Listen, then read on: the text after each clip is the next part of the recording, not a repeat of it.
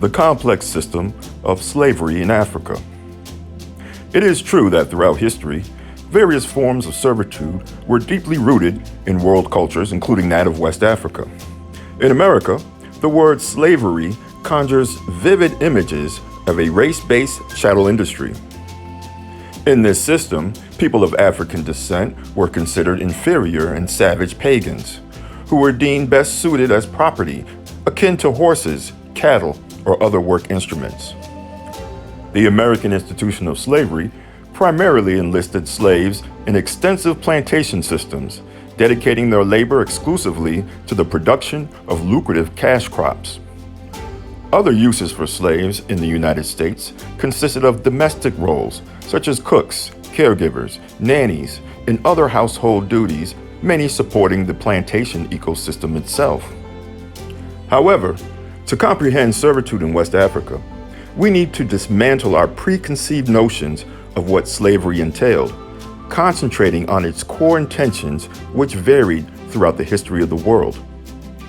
As previously addressed in Chapter 5, the extended generational family unit was the cornerstone of West African societies, playing a pivotal role in survival.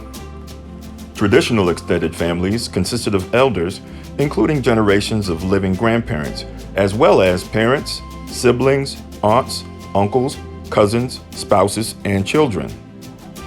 In an environment where family growth is essential, different methods were employed to augment a family's potential. One by adding spouses with whom they can birth and raise children. Polygamy was a common solution, especially for patrilineal families who follow the father's lineage, as they can bring in as many wives as they could afford to house and clothe. Polygamy gave patrilineal families the advantage to grow tremendously. A large family meant more hands to work, defend, and contribute. However, in a matrilineal system, the family's connection is rooted in the mother's lineage. Imagine a world where family traditions, stories, inheritance, and identity are passed down exclusively through the woman's family's name. Here, while men played roles in their wives' household, their primary ties, responsibility, and name remained with their mother's family. A man's own children belonged to their mother's family. Because they shared the same maternal bloodline, a mother's brother often had as much or more influence over his nieces and nephews than the children's own father. This often meant forming strategic unions with other families to ensure the strength and continuity of the maternal line. However, this was not always enough. Therefore, incorporation of non-family members was commonplace, particularly in the kingdoms and empires previously discussed in the earlier chapters of this book. Individuals such as war captives without a home to return to, or those indebted beyond their ability to repay, were often purchased by families for the very purpose of strengthening the resources and capabilities of one's extended household. In some scenarios, a family owing a debt might delegate another family member or child to work it off. Those found guilty of crimes could also be sentenced to slavery. An important difference lies in the fact that servants or slaves in West Africa were generally still viewed as people. It was not unusual for servants to marry into the families they served and raise their own children as part of that family. In both systems, the incorporation of individuals as servants or slaves was not solely for labor. It also had social implications. This interdependence for survival forged a mutual loyalty, a concept that might be unfamiliar to those who only know the American form of slavery. As recorded by British, who have witnessed slavery in both the Americas and Senegambia, Royal Navy Captain Thomas Wilson observed, "It is not an easy matter to distinguish them, slaves, from their masters or mistresses. They live all together." Another British observation from Henry Dalrymple. "In the island of Goree, slaves are common, but on the continent, they are in very small numbers indeed among the natives, and treated so well, eating with their masters, working along with them, and being as well clothed, which they generally are, I think, that it is impossible to distinguish them from free men, unless the circumstance of their being slaves is mentioned. I never saw any whip or instruments of torture used on that part of the coast. Nor do I believe, from the inquiries that I made, that slaves are treated with severity. This is not to say that African servants and slaves were free of harsh treatment. It only emphasizes the different nature of the practice on both continents. Another prevalent form of servitude in West Africa was service to the king and the royal aristocracy. Slaves, or servants of the king, often served as armed royal guards or even made up the entirety of the military infantry.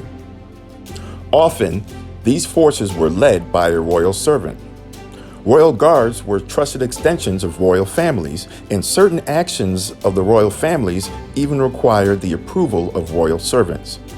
Among these kingdoms of Senegambia and the West African Sahel, royal and military slaves often enjoyed luxuries that were unattainable by free men.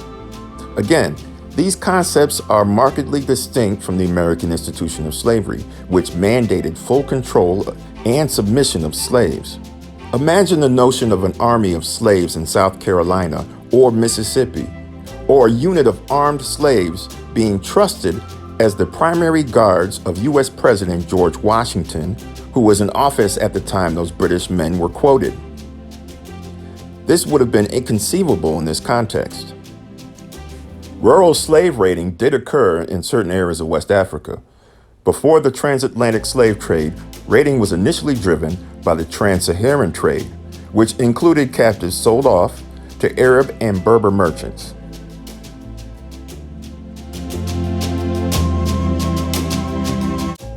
The international Arab slave trade.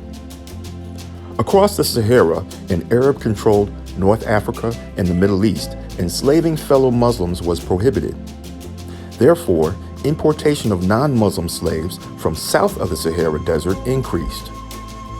The role of these slaves in the Arab world were diverse. However, most West Africans sold across the Sahara were women, outnumbering men 3-1, and often becoming domestic workers or part of harems or used in other forms of sexual indulgence. Men were commonly castrated and served as soldiers or royal guards. In addition to Western and Central Africa, the Arab world brought in captives from various sources, including Eastern Europeans from Russia and Ukraine, Western Europeans captured in slave raids from the Barbary Coast, Indians and Southeast Asians, and East Africans from Ethiopia and the Swahili coast. Europe comes to West Africa. 100 years after the formation of the Jollof Empire, other world events were taking place across the Sahara Desert that would eventually change the balance of power on most of the African continent.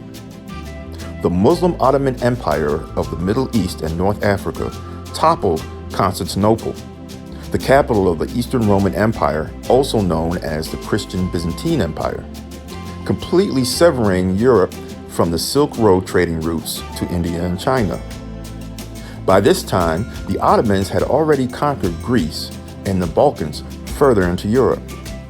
These events sent shockwaves through Europe, prompting Pope Nicholas V to issue an official charter, a papal bull, granting Portugal's King Alfonso the right to invade, search out, capture, vanquish, and subdue all Saracens, Muslims, and pagans whatsoever, and all other enemies of Christ wheresoever placed, and the kingdoms, dukedoms, principalities, dominions, possessions, and all movable and immovable goods whatsoever held and possessed by them, and to reduce their persons to perpetual slavery.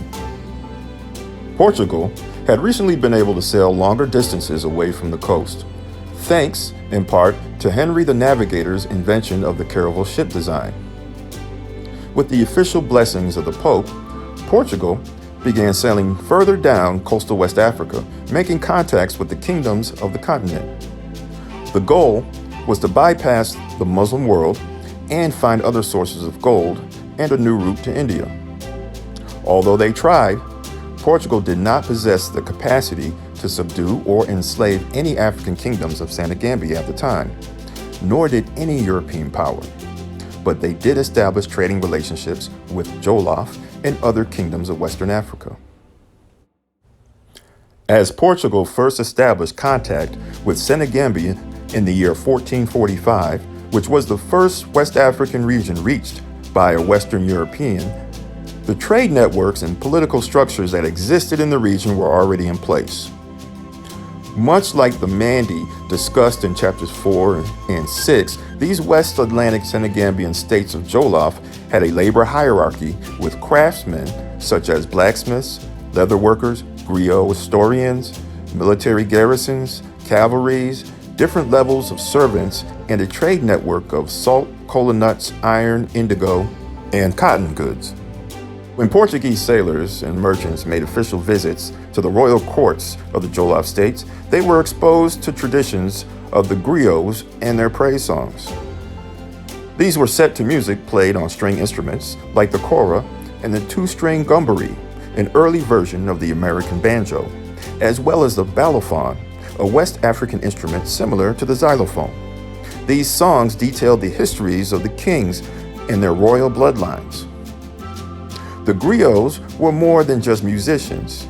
They were skilled poets, historians, advisors, and praise singers.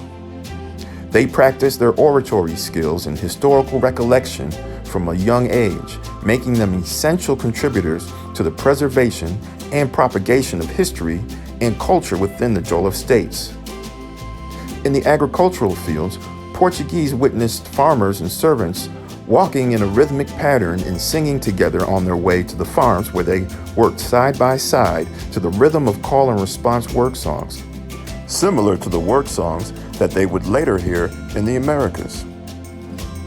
The Portuguese were primarily interested in acquiring gold and were aware of the old tales of Mansa Musa's fortunes in the Mali Empire, hoping to find its source. In addition to gold, the Portuguese were interested in ivory, animal hides, and spices. They brought with them textiles, clothing, copper, and other manufactured goods they purchased in Europe and other African kingdoms, which they exchanged for gold.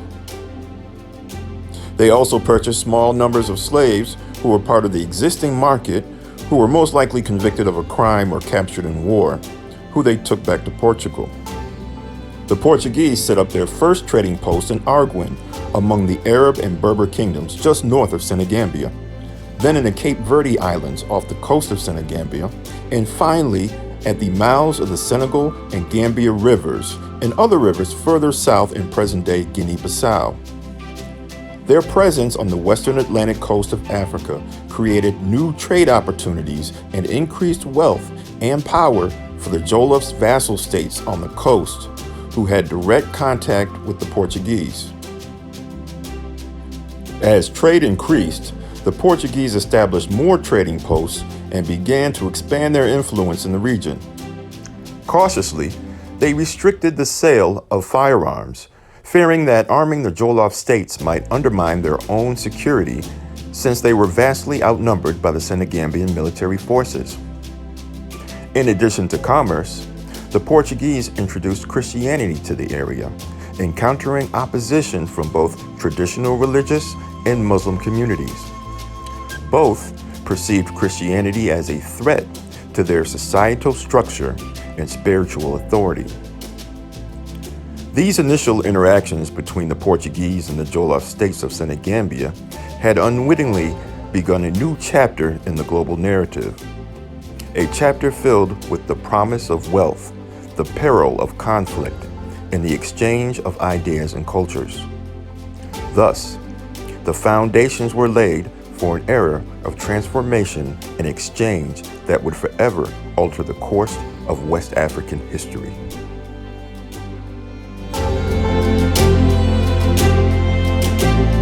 Of Senegambia, Chapter 14 of the book, 4,000 Years of African American History. But first, download a digital version of the first 8 chapters of the book now, with a contribution of $16 or more. Your support is crucial in completing this very important project. covering 2000 BC in Western Africa to 2000 AD in America. Either click on the link below or visit blackdemographics.com and click on this icon. You will also receive a finished digital copy upon its completion. Or you can choose to contribute $1.99 per month as a member. We want to express our heartfelt gratitude to all those who have contributed to this vital project. Your generosity has brought us one step closer to preserving and celebrating African American history the right way. Now, we ask you continue to join us in preserving the legacy of African Americans.